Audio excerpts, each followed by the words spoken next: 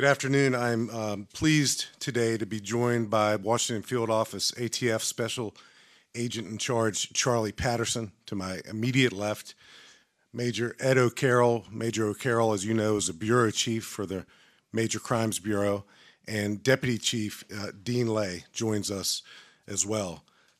You're going to hear from Special Agent in Charge Charlie Patterson about the ATF's commitment to help out with the case where Nelson Cootie Bird Alexander was murdered just a few days ago.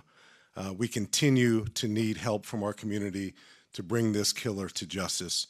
And the ATF, in true form, and it's always been my experience over many, many years, the ATF is usually first at the table with local law enforcement in cases like this. And you'll hear Special Agent in Charge Patterson describe a $10,000 reward that the ATF is contributing to this very important case, and then we'll receive an update with some additional new-to-you footage, film, and still pictures of not only our shooter, but a couple people who were with our shooter on the morning of this senseless murder. There's a vigil tomorrow night. It's important for our community. It's important for Nelson's family to come together. Again, he's part of a large family, one of 11 children, a multi-generational Fairfax County family. He's loved by so many, and we owe it to his family and to our community to relentlessly pursue justice in Nelson's murder. And I'm happy and so proud that we're standing up today with the ATF to describe hopefully what the next step is as we work toward justice. So from that, I will now turn it over to Special Agent in Charge Charlie Patterson.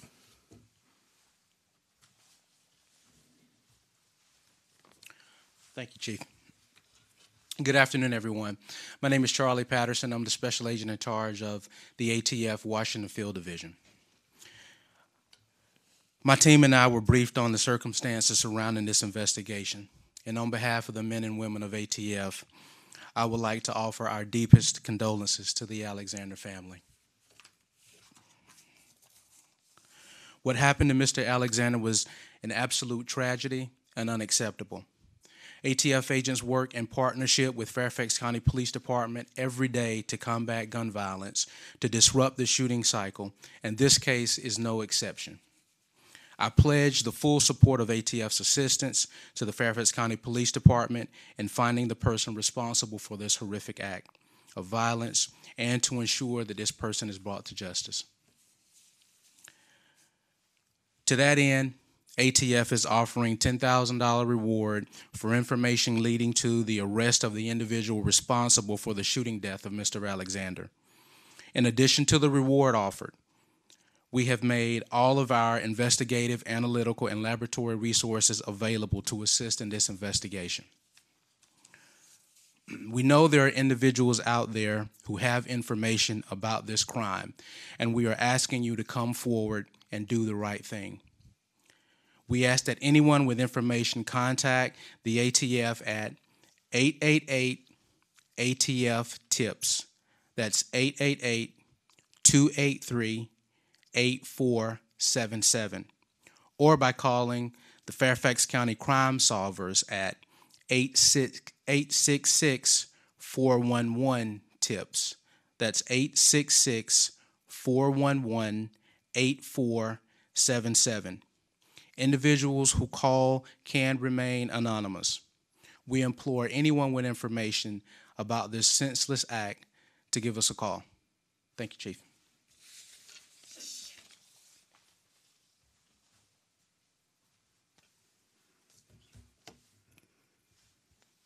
Thank you, Chief Davis, and special thanks to Special Agent in Charge Patterson. We appreciate the support of the ATF and their generous and supportive donation to help close this case. As introduced, I'm Bureau Chief Ed O'Carroll, command the Major Crimes Cyber and Forensics, Fairfax County, Virginia Police Department.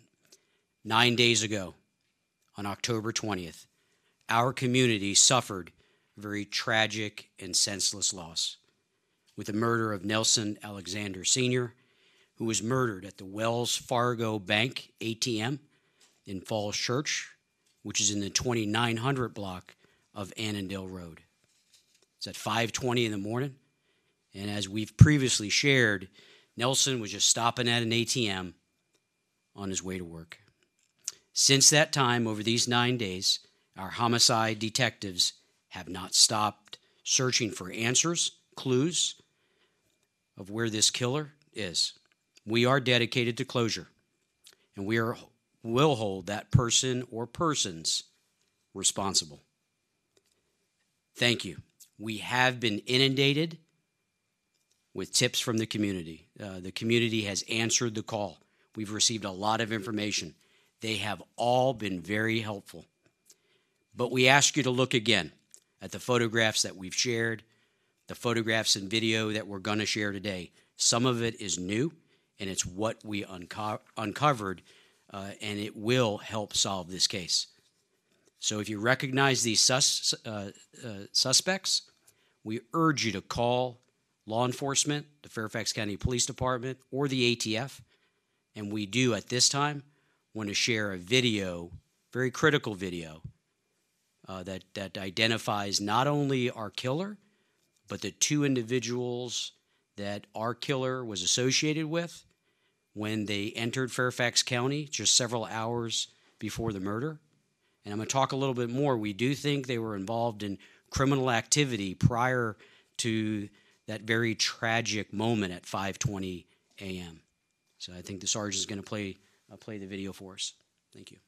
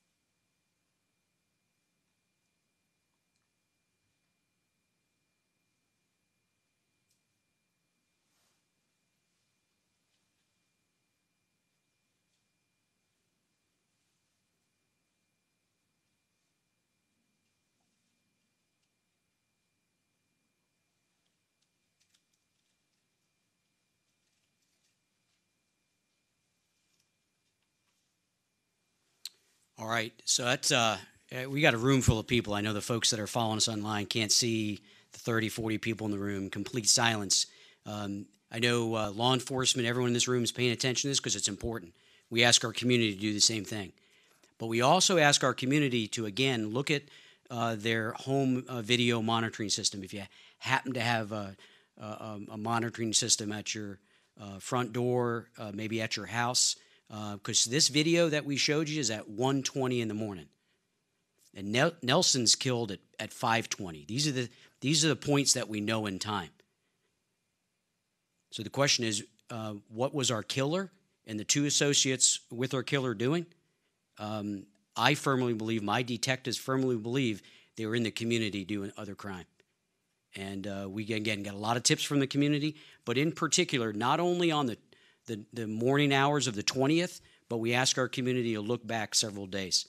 We do think that these individuals have entered the county previously, so look the day prior, look several days prior. If you have video that's critical to our investigation, contact us. Of note, we showed you a video or the still photo of the 2009 Nissan Murano. That vehicle, we have confirmed, is stolen from the city of Alexandria. We've put that investigative lead to work because it matches the description of what we have seen in the video, and we have shown it to you. That's leaving the scene of the murder. So our detectives had broadcast a lookout to all local law enforcement with an APB, all points bulletin, and I'm very pleased to report that a very astute Fairfax County police officer found the vehicle while they were on patrol. Did the right thing, was on patrol in the community, looking for additional clues, and came upon that vehicle. Our investigation has determined it was likely abandoned after the murder. We now have it as evidence.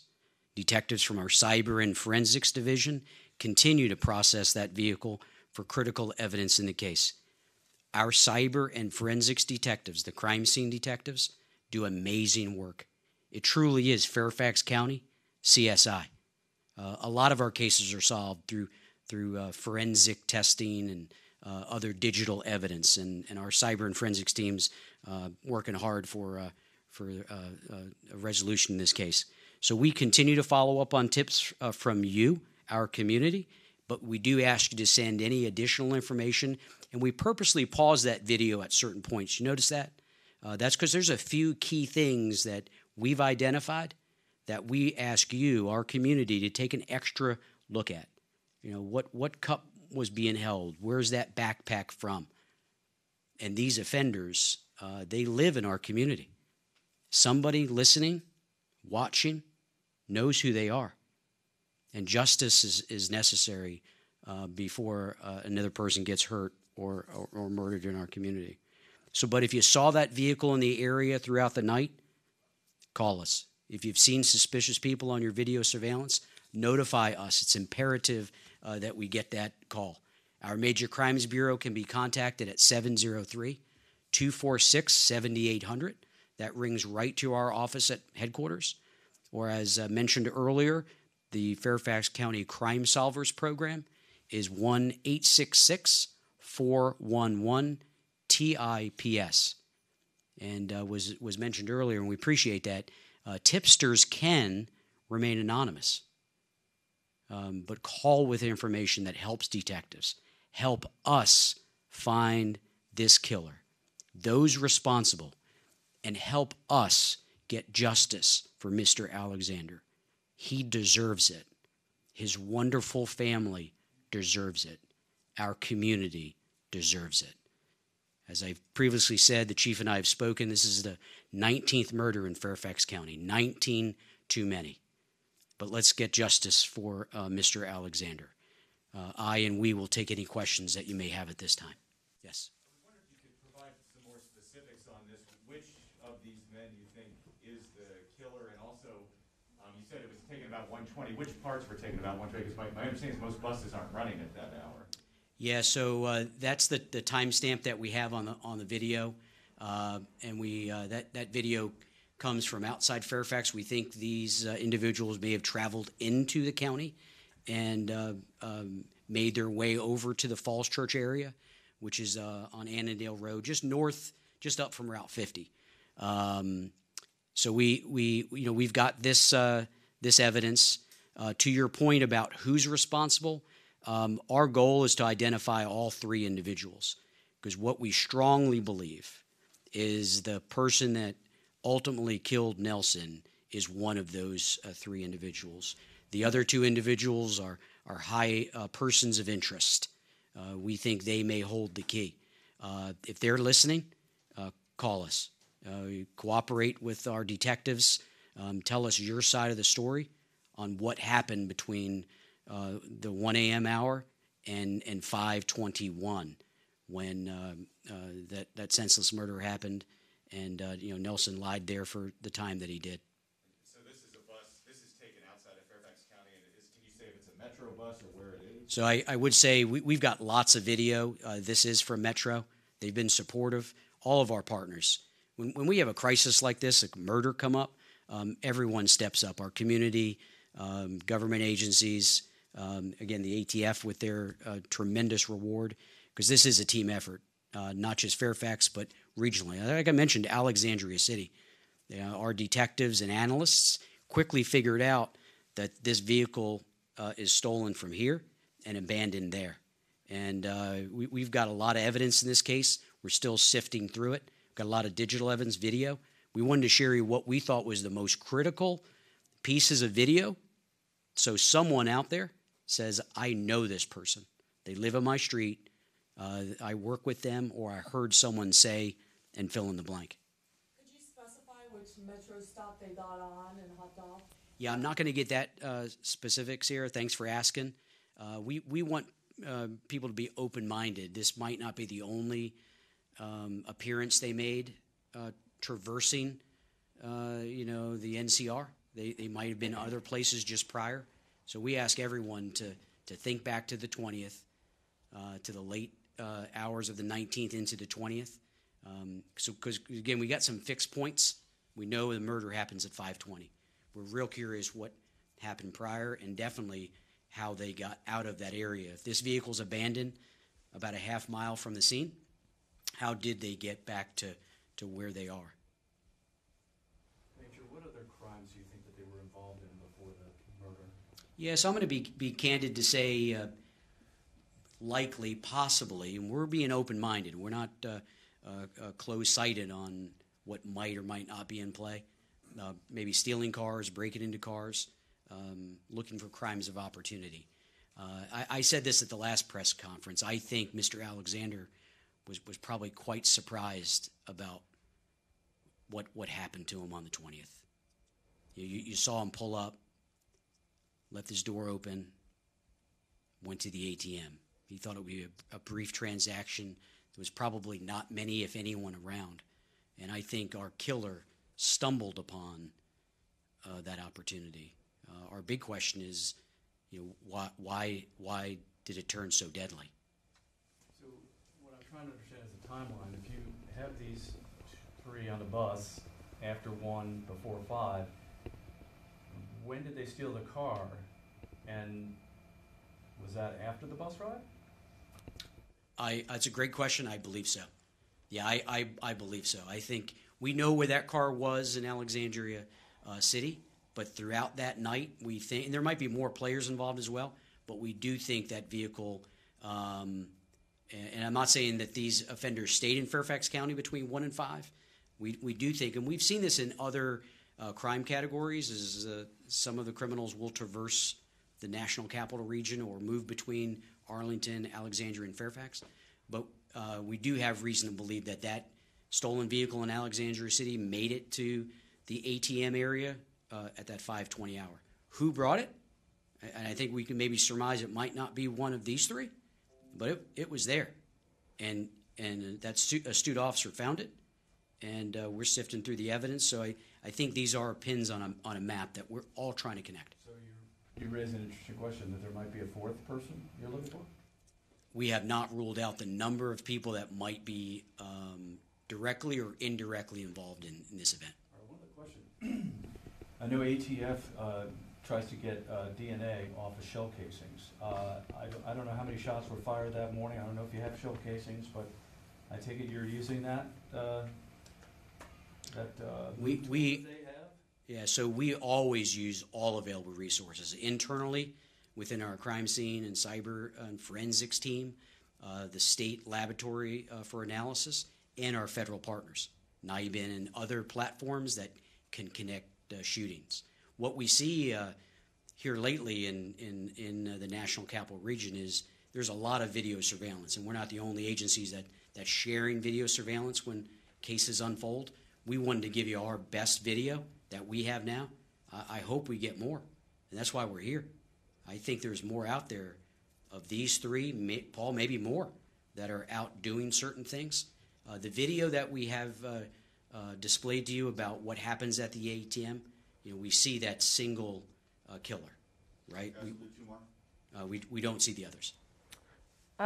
Just to switch topics, I have a question for Chief Kevin Davis. We've got incredible information, wondering if you can share anything about a possible threat to shopping centers in the area and malls. And I'm going to transition and answer your question, but any final questions on this particular case, Sierra? How old do you believe the alleged suspects are? They're young men. There's probably little doubt about that, but I don't want to get more specific than to otherwise describe them as young men. Major O'Carroll mentioned obviously the assistance of ATF, which we're always very grateful for, the Alexandria Police Department, but the Metropolitan Police Department of Washington, D.C. has been very helpful as well, and the Metropolitan Transit Authority Police Department has also been very helpful. Real quick, can you talk about disclose any evidence from the car itself that was abandoned? No, not at this time. We're still going through that and collecting it. We made a plea, rather, both Major O'Carroll and I did, for the shooter to turn himself in a few days ago, I think on Saturday. I'll renew that plea, but we'll also add to it these other two young men who are on this video footage. We want them to identify themselves and come forward and tell their story. If you know those three young men, you know them whether or not they have a mask on or not. If you know those three, you know those three. The young man without a mask, someone out there is going to see this afternoon, this evening, tonight, and they're going to know who that young man is. If you want to be anonymous, be anonymous.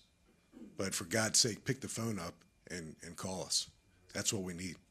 Do the right thing. So if there's no more questions on this, I'll thank again Special Agent in Charge Patterson, the ATF, and Major O'Carroll, and then we'll transition to your question.